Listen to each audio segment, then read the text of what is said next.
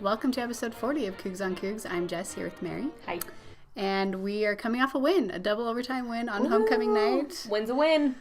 A win is a win, that's right. Yesterday we got the news that the Big 12 is not expanding at all. Can we call it news? I don't know what to call it. I mean, I don't know. We all kind of expected it. A joke, yes. And I think both of our general consensus and a lot of other BYU fans, we're not losing that much sleep over it because the conference is a mess. It's kind of imploding a little.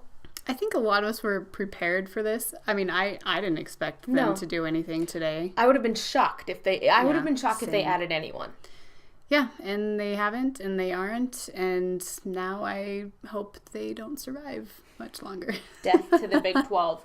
Right? Yeah, terrible, and we're not going to dwell on that because that's not our jam. We don't care about Big 12 expansion, and now we are validated in that. And independence is fine.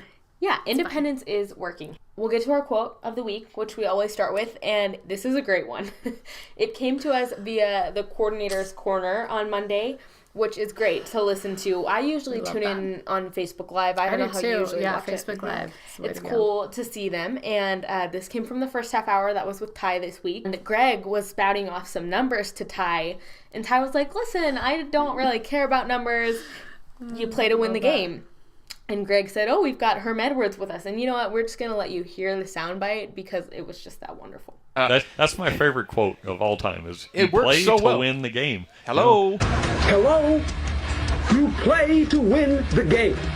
Like, fantastic. If you haven't seen that Herm Edwards clip, we'll try and embed it or link to it because it's one of those infamous press conferences. We've got a loaded show today. We're going to have Aria Jackson on to help us coach from the couch, look back at Mississippi State. And we'll have Preston Darger, who's a Boise native, on for our Along the Trail segment. It is time for Coaching from the Couch, and we have with us Aria Jackson. Welcome. Thank you. Welcome. Aria, her Twitter handle, first of all, is at Aria Love Jackson. We'll put that up for you. Give her a follow. It's actually really funny because me and Aria were in the same American Heritage class freshman year. So we go way, way back. But I think we probably would have met through BYU Twitter if not. Absolutely. Without a doubt. Either way, I'm glad. Aria's grandma was actually in town this weekend for, the Homecoming Spectacular, and we're not talking about Lexi Mae Walker. We're talking about Gladys Knight, in case there was any confusion. Yes. So she was amazing. I was there. You weren't there, were you? I wish. I know. I wanted to be. It was incredible. Missed out. She brought down the house. We only wish we could have seen more of her. So, Mississippi State, double overtime. Cardiac Cougs. What was the final? It was 28-21, correct? That's right. Which is a very low double overtime score, right? Like what? Well, we only score 14 points each in regulation. It went to overtime in 14. Let's start with some things that need to improve, and let's be honest, it wasn't our team's best performance, so we might have a few things to say here. Jess, let's start with you. So for me, from the very beginning of the game, you could just tell that guys were not focused. Like, I don't know what happened between last week and this week. I don't know if it was just because Mississippi State came off a huge loss to Auburn and we just come off a big win, and I don't know if we weren't practicing hard or what, but you could just tell from the very beginning guys were missing assignments, we were getting penalties. Absolutely. And so it just looked really sloppy from the beginning. And I think that kind of shocked everybody on the team. We're kind of like, what's happening? And it took a little bit of time to get anything going. So we did end up scoring a touchdown in the first quarter, but somehow, yeah. But the rest of the game was just, especially on offense, it was just missed, assignments, wrong routes, dropped passes, miscommunication. The line was really struggling. So yeah, that was what it was for me. That's true. Yeah, I feel like we were beating ourselves a lot, especially in the first half, and even just through regulation, we were beating ourselves a lot. So. Yeah. That's never who you want to lose to. You don't want to lose to yourself. No. Aria, what do you think? Coach Jackson. We always forget this. What do you think needs to improve? Oh, our short passing defense. We are just getting picked off. We are getting just picked on every single time, these little short routes. And then and we are missing assignments on our short routes, which means they are just increasing the yardage. All these short routes are going for 5 yards, and they increase it to a 10-yard gain. So our short defense, our short passing defense, we've got to work on that. Clean it up. Another area we're beating ourselves in, right? Yep. Yeah, and sometimes those missed, tackles on those short passes ended up with long touchdown runs. Missed tackles. Wrap up. My thing that needs to improve, and Coach Tyler kind of touched on this very briefly, penalties. And it's funny because we haven't actually been talking a lot about penalties. I feel like this year compared to last year and the years past, we've been relatively cleaner, which is why maybe these are sticking out like sore thumbs. But there was a point, I think it was in the first half, maybe sometime in the second quarter, we had 3 penalties for 25 yards, but 2 of those penalties resulted in 2 touchdowns. So you talk about costly penalties. Football is a game of inches. It's a game of yards. Every yard is costly. Even your little 5-yard penalties are costly. So there was the first one is what kills me. And, you always go back to one thing that you could change and the game goes totally different. When Harvey Longy is on the field and he's not supposed to be on the field, that's a rookie mistake. That's something that shouldn't be happening halfway through the season. Yeah. And they get the ball back. Yeah. They were literally punching the ball. Like, that possession was over, and then they get 4 more tries, and guess what they do with those 4 more tries? Touchdown. They get a touchdown. So, I mean, the offside call is the second one that resulted in a touchdown. Also huge, I would say. It's hard. I know sometimes it's loud, and there's a lot going on, but Harvey's a senior captain. I expect him to know where to line up, and that offsides call also resulted in a touchdown. There was also a holding call on offense that brought a touchdown back. We still ended up scoring a touchdown on that series, but little things. Coach Blanchard, well and right. Okay. So mine is that we discovered another kicker on our team. Yeah, we have kickers for days. Where are they coming from? Where are they coming from? We haven't always. I feel like it used to be Trevor Sampson or nothing. Or nothing. So now we know, well, Jake Oldroyd, who is technically injured and probably redshirting, but so we thought Red Altman was our only thing. Turns out, no, he's not our only guy. We've got, I think his name is Andrew Mickelson. And he came in to kick that PAT, and not only did he kick it once, he kicked it twice. Yep. So I liked that he performed under pressure. I'm a Rhett fan, so I hope that Rhett keeps getting his number called. I think that missed field goal was, I don't fault him for that, but it's always nice to know that you have a backup.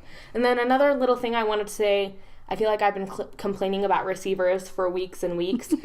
I wanted to give a shout out to Moroni, who had 2 targets and 2 catches, and they were both amazing catches. Yep. So really ESPN top 10. That's right. One was number 10 on the last hour. Coach Jackson, what do you got? All right, so the things that I have going well, they're actually specifically players. My favorite play from the game is probably not one that people would expect. My favorite play is the Taysom fumble. You would not expect that. No, Tanner Baldery fumble recovery, and here is why.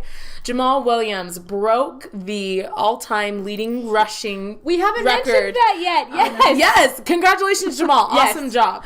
But we have been praising him for that. But I want to shout out to Jamal for that awesome block that got Tanner those extra few yards. He took out 2 Mississippi State defenders, killed it, and he has been doing that consistently at his time at BYU. He's been a fantastic blocker, and he doesn't get enough credit for it. And my second player that has been, I feel, pretty consistent, Sai Tautu. So underrated. So underrated. We hear about Harvey Longy. I'm not digging on any of these, but we hear about Harvey Longy and Fred Warner. But Sai Tautu, he has been so consistent. I mean, the game where he was suspended for the first half, came in the second half and killed it. Yeah. So shout out to Jamal Williams and Sai Tautu. You guys are killing it. He was. I loved that. If you watch that clip of that Tanner Baldery run and Jamal's block, you can see he sees Tanner pick it up and he like, points. All right, let's go. Yeah. Go for it. Keep going. That's love awesome. That play was awesome. Coach so Tyler. Fun. Okay, so for me, I thought for the most part the defense was really good. They came up huge so many times. Yeah, and so... Especially in overtime. Oh, my gosh. Definitely in overtime. But even the whole game, I mean, they did only score 14 points. I know they've been struggling, but this is an SEC team. Yeah, and they only scored 14 points that they probably wouldn't have if it weren't for penalties. True. I thought Francis Bernard, I think he's getting better and better, especially with Butch being not 100%. Francis came in and had 16 total tackles and 13 solo. Francis had 16 tackles? Yeah. Wow. Dang. Yeah, he killed it. Dang. So and first year at this position. It's true. I mean, he's picking it up fast. I know, he is. So, and then awesome. Also shout out to Micah Hanneman and Kind of for their interceptions. Both were just huge things of beauty. Coach Jackson, thank you for joining us. Hey, thanks so much, guys. Okay, so we have another away game this Thursday night against the Boise State Broncos. So as part of that, we're bringing back our Along the Trail segment where we invite a native of that area, so in this case Boise, to give us some recommendations of things to do and places to eat if you are going up for that game. So I'm also a Boise native, but I wanted to invite Preston Darger on since he, I know, was born and raised in Boise and he knows good places to eat and things to do. So welcome to Preston. Thanks for coming. Yes, welcome. Thank you. And a little background on Preston. He went to BYU, graduated with a degree in advertising, and then also worked with the athletic department marketing for, what'd you say, 4 years? 4 years, yeah. 4 years. And then had some time at UVU, and now you're living in New York City. Yeah, it's really fun. Okay, so this is going to be super late for you, except for you'll be in Boise, right?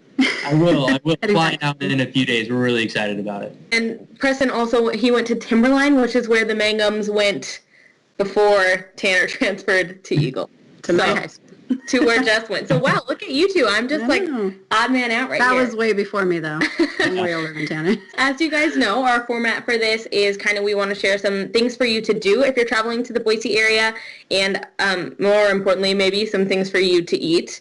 So, Preston, we asked Preston to come up with a few things for each, and we're going to start with some things to do while you're in the area. I will say the only thing I really know is the Potato Museum. So I'm excited to learn more. Yeah, one of the things that Boise, it's a great college town. Boise really gets behind the Broncos, and so there's a lot of fun things to do around game day. And kind of the stereotypical thing to do is I would encourage fans to go tailgate. Boise State knows how to tailgate very well. Even in the 90s when they were not a good football team, Boise came out and tailgated. So that's kind of the one thing to just get out of the way is show up 2 hours early, tailgate at the stadium. The fans are usually pretty friendly, but they tailgate well. So that's the first thing I would say.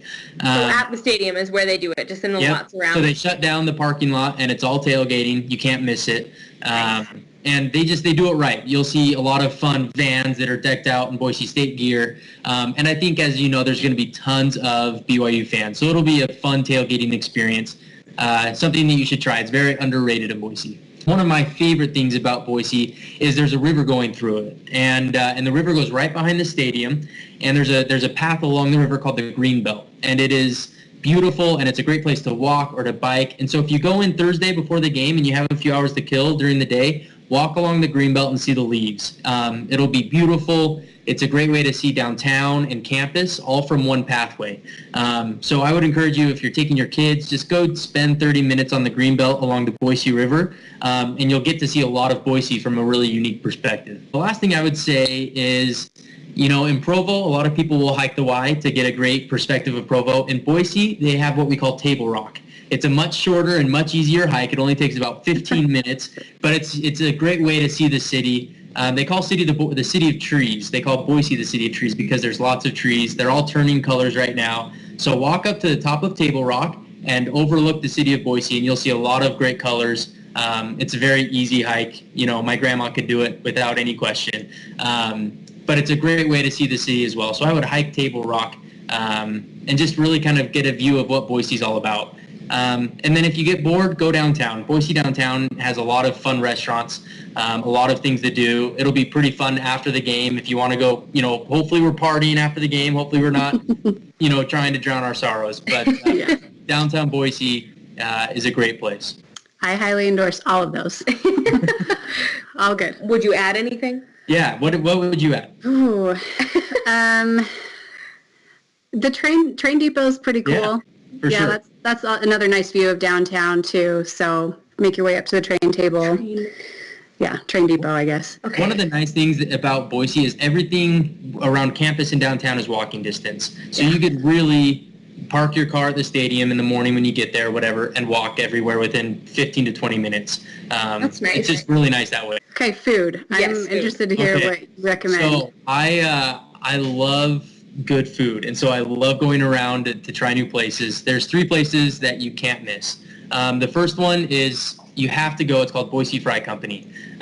So it's fries with burgers on the side. That's kind of their calling card.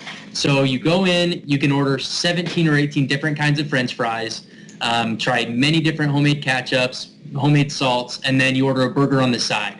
And it is, if you're going to get your stereotypical Idaho potato, you have to get from Boise Fry Company. Hands down, you can't miss that spot. Is it just one location downtown? I think they actually have a few locations now, but there is one close to campus, so within walking distance. Second choice is for breakfast on Friday morning is a place called Goldie's. It's downtown, and it'll be your best breakfast experience. Omelets, pancakes, French toast, just your typical breakfast diner. Can't go wrong with Goldie's. And then your late night after the game, downtown, it's called The Pie, a pizza place. It's run by Boise State College students, really fun vibe. It's open till 2 a.m., so you can't go wrong. So after the game, I would hit up The Pie downtown with really unique pieces of pizza. My favorite has sliced potatoes on top of it because you're in Boise, obviously. Potatoes on pizza? No, it's so good. You just have to try it. It is Okay. One of those things. One of those things you just got to try. And then for dessert, if you're looking for a dessert place, there's a place called West Side Drive-In, and they sell what's called an ice cream potato. So it sounds kind of weird, but it's vanilla ice cream covered in chocolate to look like a potato with whipped cream and chocolate sauce on top. You can't go wrong. West Side Drive-In ice cream potato is top notch. Just anything to add? I mean, those are all really good Boise staples. My husband and I, we always go to Bardonnaise whenever we're home. Good choice. That's a great, if you want a good sit-down dinner, that is a wonderful place to go. What's it called? Bardonnaise. So there's 2 locations. There's one right downtown, and then there's one in Eagle. So if you're out further west, you can check that out. All right, Preston, thank you so much. All that sounds amazing. Happy to help. Enjoy it, guys. Thank you to Aria Jackson for being our guest coach on Coach from the Couch. Mm-hmm. And also to Preston Darger for coming on and sharing his suggestions for along the trail. So I need some of those fries. Dude, it's so good. Send me pictures. Are you going to go there? I've been there. So well, go there and send me pictures, please. Okay, I'll try. I always want pictures of French fries. That's not weird, right? Yeah, or if someone else goes, send pictures. Oh, yeah. Or just tag us in your tweets. Boise is a great place to visit. You should all come to the game. We're going to start going to Talk of the Town now. And we are going to start with, what else could we start with besides for Jamal Williams, the Swag Daddy, getting the all-time rushing record at BYU, which it took him 2 overtimes to do it. It was getting a little dicey there. It was getting super dicey. And we weren't sure it was going to happen. Maybe that's what we get for everyone being so confident all week, for being, he'll get it, no problem. I think he ended the night with 76 yards, which is a lot less than he usually gets, and he actually did get the record. He needed 5 more to start the first overtime, and he had 1 rush for 8 yards. Right. So he got it, and it was glorious. And it was so funny because we kind of expected a bigger moment for it, but with how crazy it was in overtime, they couldn't. I think people were too stressed to really acknowledge it. And I think even the people around us didn't know when he got it. And it was a few plays later when they acknowledged that he got it. And when they did acknowledge that he got it, the student section had this amazing banner very cool. that they had painted for, what's his handle? At Srill Art. SRILART. So, and the students all had the 21s. They were holding up. We tweeted a picture. We got one for our set. And just a really cool moment. Later than we thought would be, but really awesome. And then another thing that I noticed from that moment that I shared on my Twitter, Harvey Unga is the one whose record that he broke, and we sit above the sideline where the players are at, right above it. And so I saw Harvey come out on the field, and he was raising up his arms and just telling everyone to cheer louder. And to see him be so excited to have his own record broken instead of sulking in a corner somewhere, or even just not doing anything, was just really cool. Yeah, and he's the one that gave Jamal the game ball after the game, so I thought so that was cool. neat as well. Other cool thing that came out of this game was this picture of Moroni, and I saw a couple people tweeting about Angel Moroni. Yeah. Or Captain Moroni or whatever. I saw someone photoshopped him on a temple. I didn't see that. Yes. Oh, such a great catch, though. I mean, that catch was amazing. They had to review it. It was ruled incomplete and then overturned. Colby Pearson, after that game, that insane game, 2 overtimes, the students all rushed. Well, I shouldn't say just the students. A lot of people rushed the field. And while in the midst of that, Colby Pearson got up on the athletic trainer's table and got on one knee and proposed to his girlfriend. The big crowd around him and everything. We were still in the stands at that point. because I was like recovering, and I saw it happening, but I like couldn't really tell who it was. But of course we had crazy Coug fanatic Pat Hammond, who rushed the field. If you know her or have seen her on our show, you expect nothing less. So she actually took this picture, and it's a pretty good picture. It is. Other thing that happened during the game, Mississippi State fans had only good things to say about their trip to Provo and being in the Bell Edwards Stadium. And there were quite a few. I mean, for visiting fans and for so far away, they filled up a big section of that. They did. And so this is Will Bazin on Twitter, tweeted out, the BYU workers came through the state section and handed every person a thing of ice cream. So, hey, that's cool. I don't think any other stadium would do that. It's a seasonal flavor and a very important blueberry cheesecake. Ooh. Yum. That's pretty good. Yeah, but I really like that gesture. I don't know when we started it or who came up with it, but it's awesome. This is from Tanner Mingham's Instagram, and he said, nothing but unconditional love between us. Some call it a bromance. I don't mind.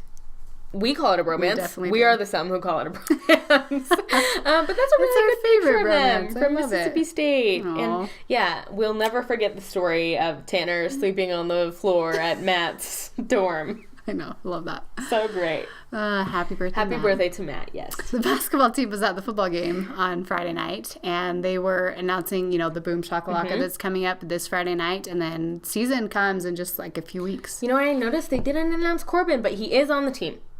Yes. Technically, he's not joining till after football season, but yeah. But, so, it made sense that they were all at the game, because before the game, Jess saw half of them, and I was like, wow, they are all showing up to support tonight. I kept texting Mary. I know, pictures. I was mad. But, I mean, I'm sure they would have showed up anyway, probably a lot of them, but Jess, tell us who you met. So I ran into Peyton Dastrup and Colby Leifson first. Saw them. They're just hanging out, getting food or something. Jonathan and I just walked around the stadium and just spotted them. In one of the concourses? They're pretty tall, so it's really not that hard to find miss them. You can't miss them. Yeah, and then we saw Yoli Childs and Stephen Bayo as well. So just stopped, said hi, told them we're looking forward to watching them play. Are those all our underclassmen? I think you only missed TJ there. Yeah, I mean, a lot of new faces, so... True. I'm excited. Check out Vanquish the Foe the next couple weeks because we're doing individual player previews of each player. And there's a lot of new guys that weren't on the roster last year. So. I think Monday was Kyle Davis, and we're going to keep them coming. That's right. Sticking with the basketball team, Eric Mika and Nick Emery, we're having some fun on Twitter. Nick started it, I think, and he tweeted Eric. I don't know if this is hanging in his room or what, but it is this really hilarious picture of Eric when he is little. But then Eric shot back with a picture of Nick when he wasn't so little, making a pretty funny face. Season. So between that picture of the team at the game and those, I'm not really worried about team chemistry, which is nice to be able to say. Speaking of fun people on the team, guys, if you don't follow Peyton Dastrup on Twitter, you need have to. So good at P Dastrup. He posted this at the soccer game. Even unicorns can enjoy So Delicious and beer and soccer.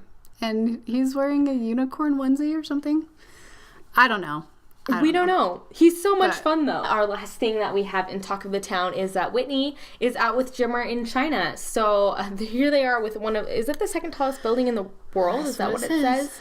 Yep. So, yeah, it's pretty tall.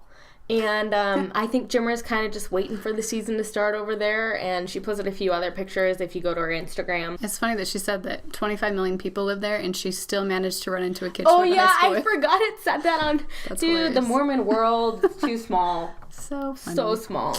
As for what's next... First up would be BYU against Boise State this Thursday night, 8:15 Mountain. Game's in Boise. It's on ESPN. It's on the blue turf, Smurf turf. It is. Jess will be there. I will be there. Hopefully a lot of fans will be there. I'm hoping it's not that far from here. It's only about 5 hours. We did check the matchup predictor. I think Boise State has a 65% chance to win, and they're a 7-point favorite, but every underdog is dangerous. And you know what? For them being the number 14 team in the country, that's not that bad. Yeah, I mean, I hope people realize what a big game this is, especially for Boise. I mean, they're looking at this as... If we win this game, we likely are undefeated the rest of the season and go to New Year's Six Bowl. That's how serious it is. We are by far the hardest team left on their schedule. Yes. So this is going to be huge for them. They're going to be up for this game. They don't like BYU. You have to remember, we beat them on a Hail Mary pass last year. Not cool. They don't like that. No. So they are going to be ready to Fired play up. this game. So I hope we are too. I hope There's we're lots really at stake focused. for both teams. I mean, this is going to be probably the best team that we play for the rest of the season. Yeah, and this We're could be our best certainly win. Not going to play someone who's ranked higher. Yes, I like the confidence. Also, so that's Thursday, but the fun doesn't end there. Boom Shakalaka is on Friday, and that starts at 7 p.m. It's at the Marriott Center. I think it's going to be on BYU TV. It better be. It has been I the hope last couple so. years. Yeah, and so that what they're gonna do is the team is going to divide into 3 parts, and they're going to play a mini tournament. So what they're gonna do is they'll have the lower bracket, and then the girls are gonna play, and then they'll have the championship game. It sounds like it's going to be pretty fun. The team's going to stick around to do autographs after, so go check it out. We are brought to you this week by Taysom Hill, who, after the Mississippi State game, became only the 19th quarterback in college history to have 5,000 yards passing and 2,500 yards rushing. It's a pretty elite club. It is. So... And our second sponsor today is Chris Harrison. We just wanted to give him a shout out for being a way better soap opera host than David Boren and Bob Bowlesby. Yeah. I'm sick of both of We're those throwing names. some shade. And Big 12. We are throwing so some sick of shade. it. Anyway, may you always stay loyal to the white and blue, independent or not. We'll see you next week.